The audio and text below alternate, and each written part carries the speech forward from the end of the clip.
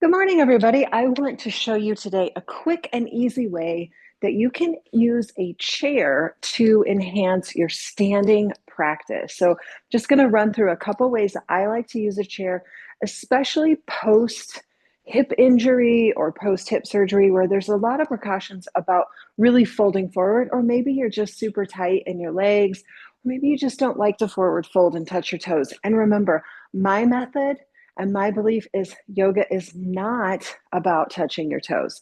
It's about connecting to yourself and feeling good about who you are. So, the first thing I want to show you is I do have some blocks, but I want to show you how I use a chair to get into a very simple, modified, what we call in yoga when we have that plank pose where we're in a push-up position and then we come up into up dog or cobra pose and then we fly back to down dog.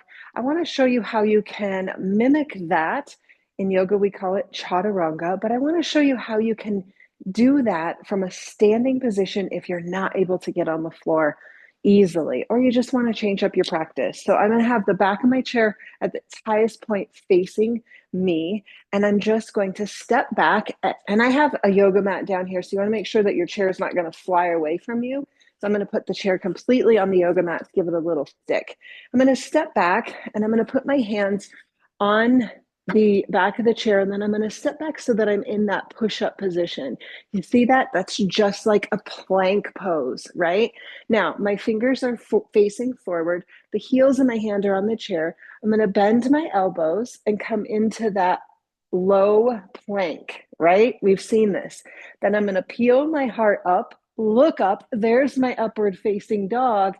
And then on my exhale, I'm going to hinge way back into that beautiful downward facing dog modified to a chair. Let's try that again. Inhale to plank. Exhale, lower. Inhale to upward facing. Ooh, feel the stretch in your belly. Exhale, downward facing dog. We're going to do it again. Inhale to plank. Exhale to lower. Inhale to upward. Exhale to downward. Oh, how beautiful is that? Don't have to be on the floor. It's a great way to stretch the front of the body, the back of the body, and build a little strength in the arms and the core. Best thing to know is the chair has to be stable. You don't want it to fly or you'll fall. So just keep that in mind. Now I'm going to come into that halfway lift we talk about a lot in a yoga practice. So I'm going to step closer to the chair, but my hands are going to be on the back of the chair again. And I'm going to flip this around eventually, but you can see, step back a little bit more. So I'm going to hinge my hips back, and I've created that number 7 shape with my body. Right? My spine is straight, eyes are down at the chair. Now I feel a huge stretch through my hamstrings, back of the leg. I'm going to inhale to rise, exhale to that halfway lift, number 7 shape. Okay, so now typically we come into a deeper fold. So I'm just simply going to tuck my chin. I'm in a forward fold, hanging onto the chair. So I'm not needing to go all the way down to the floor. Hands remain on the chair, elbows bend. Watch this. Halfway lift, press everything. Exhale, fold. Halfway lift, press. Get a little tricep action. Exhale, fold. One more. Feel that in your body and fold. So nice. Come on up. So that's a way that you don't have to strain the back to get into that fold and that halfway lift. Now, you can certainly use blocks. Now, if you feel like that's just not quite enough for me, I don't feel like I got a deep enough forward fold, just simply turn the chair around. I'm going to step my feet away. Hands are going to come down to the chair. So now I have that number 7 shape. Hands are a little bit lower. Take a breath here, halfway lift.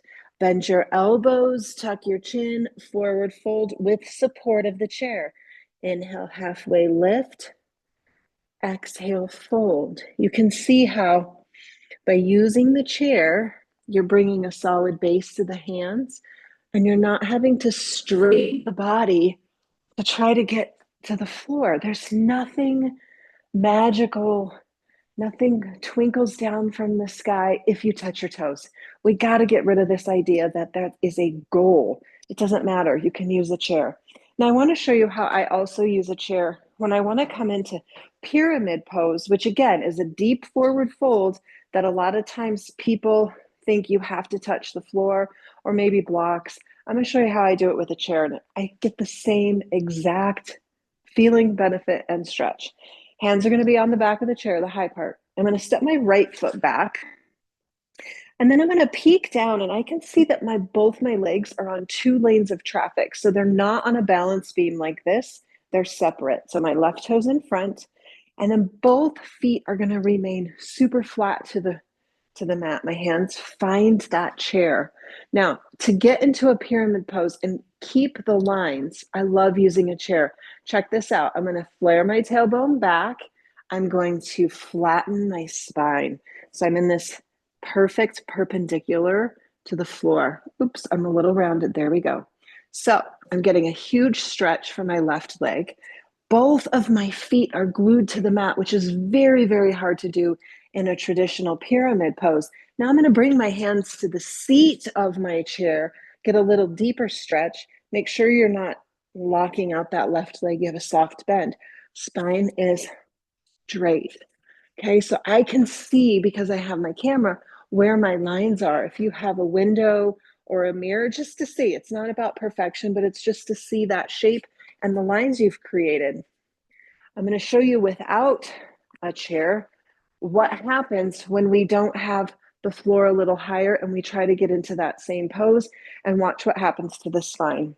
So I'm just going to spill on over. I can't get there. I can't reach the floor. My spine is rounded, and in pyramid pose, we're really looking for length through the spine, length through the legs.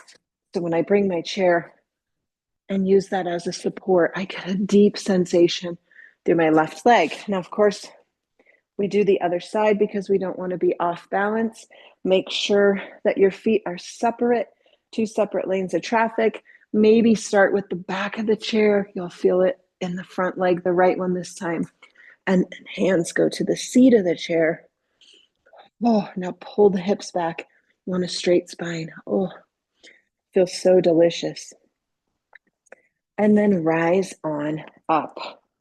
So that's the way I like to use pyramid. Now let's take it a step further to revolved pyramid. I'm going to flip my chair around. So revolve just simply means we're going to come to the same shape with our legs, but we're going to revolve our upper body. So I'm going to start by facing the chair, and then I'm going to do my left legs just so that I'm not facing you. Feet are on two separate lanes of traffic. My hips are square to the chair. Remember that, square to the chair.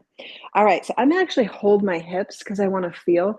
I'm going to tilt my pelvis, and then my hands are going to come to the chair. Okay, I've created the pyramid shape.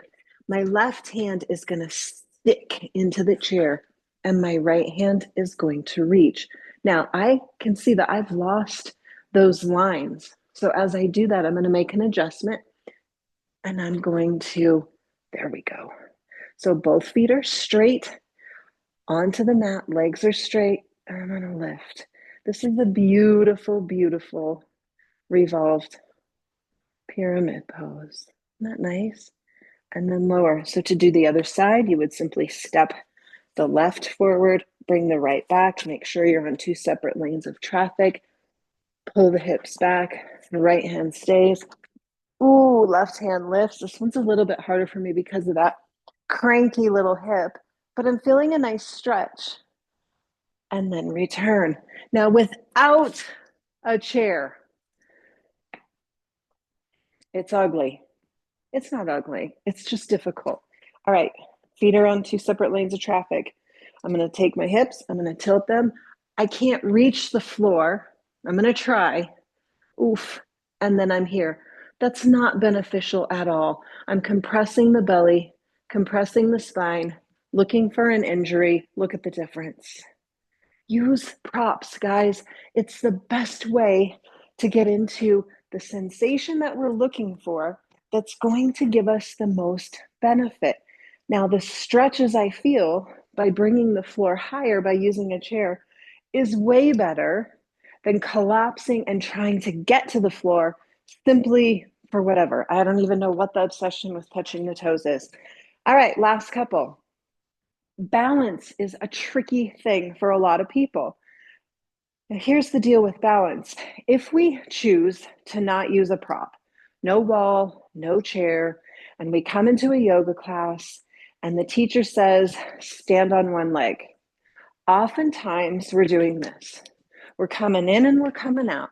We're coming in and we're coming out. The more that we do that, the more we are teaching the brain that's what it's supposed to do. Now let's retrain the brain. Let's hold on to a chair. And now we're stable. We're teaching the brain to be still. We can still reach one arm up. I'm standing on my right leg. Left leg is lifted. Maybe play with lifting the left. Oh, I have trained my body how to be balanced because I'm giving it a support.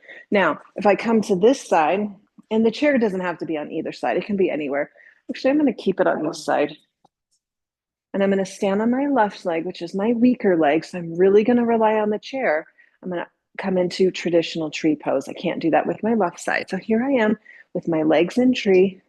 My hip is against the chair. It's just providing a tiny bit of that proprioceptive support, giving me kind of an indication of where I am in space. I'm going to hold on with my left hand, reach my right hand. I am training my body to be still. Now my left arm's going to float. My hip is still slightly touching the chair. All is well. Okay? Now, without the chair, and I see this all the time, people are wiggling, wobbling. That's what we're teaching our brain wants to do. And we have to retrain it. So using a wall or a chair is perfect. Now, another standing pose that I see people struggle with is dancer pose, which is that beautiful, beautiful pose where we reach back, we lean forward. Now I'm not able to do that because of my hip. So we reach back, and then ideally we would kick this leg back and come into this, right? It's a little bit sloppy, but that's the gist of it.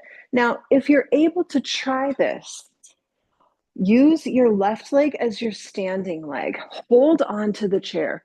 Sweep the right foot back. Capture it with your right hand. Now start to lean and kick, and you're holding on, right? You can eventually get here where the left arm lifts, but we're teaching the body and the brain where it wants to be. So use the chair. We're going to do that little chaturanga one more time because I think it feels so good. And for me, getting down on the floor and going into a traditional downward facing dog just doesn't work right now. And so I'm always about mindset. I can certainly say, I can't, I can't, I can't. Or I can pull out my chair and say, I can, I can, I can. So let's do it. Bring your chair, make sure it's on the mat, it's secure. Feet are facing the mat, hands are going to find the back of the chair, the tall spot. We're going to step way back. I'm going to come into that push-up position. Nice lines here. Okay, so we want to have that long plank position. Take a breath in plank. Bend your elbows, lower your chest just halfway. You don't have to go all the way. And then inhale, press your hips towards the chair, lift your heart, lift your nose, and then exhale, hinge back, head goes between the arms, downward facing dog. We're going to do it again. Inhale to plank. Bend your elbows, hug them tight to your ribs, exhale halfway. Inhale, press your hips towards the chair, lift your eyes. Exhale, downward facing dog in a chair. One more time. Inhale to plank. Exhale, lower. Inhale, lift. Exhale, downward facing dog. So good. So roll out your mat, grab a chair, and do it. It's so good. I think you're really going to love it. So that's my tip of the week, how to use a chair in a standing practice and how to modify that plank to upward facing dog with a chair. Peace out. Have a great day. See ya.